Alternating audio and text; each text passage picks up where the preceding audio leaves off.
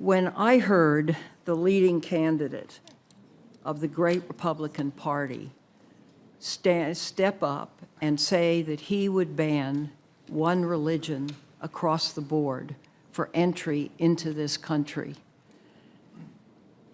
I felt like somebody had shot me in the gut, because everything that I believe about this great country is an antithesis of that. And if one of the major two parties is going to put this country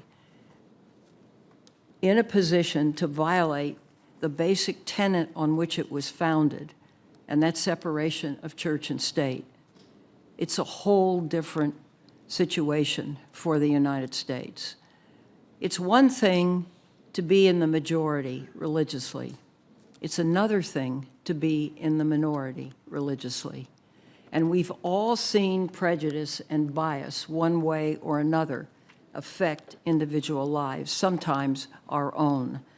And so a persistent task of government on all levels has been to root out discrimination, to enact discrimination on a wholesale basis, castigating one of the great religions of the world and saying no one who happens to be a Muslim can come into this country.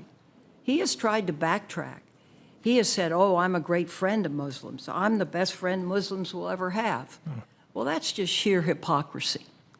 What Senator Leahy is doing here, and I recognize senses of the Senate to be what they are, but it is a statement that we return to our basic premise of this nation, and that we not bar individuals from entering the country based on their religion. It's simple, it's direct, it's not confused or complicated.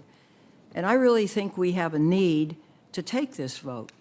For those who don't take it, you essentially say you align yourself with a policy that would discriminate against one religion. And I think that sets America in a terrible new path because it's precedent breaking. And you can't ignore what a leading candidate says, because he then has to carry through on commitments that he makes if he should succeed. So I know there'll be more said about it, but this is the first time we have an opportunity to say to this candidate, this is not what our nation stands for.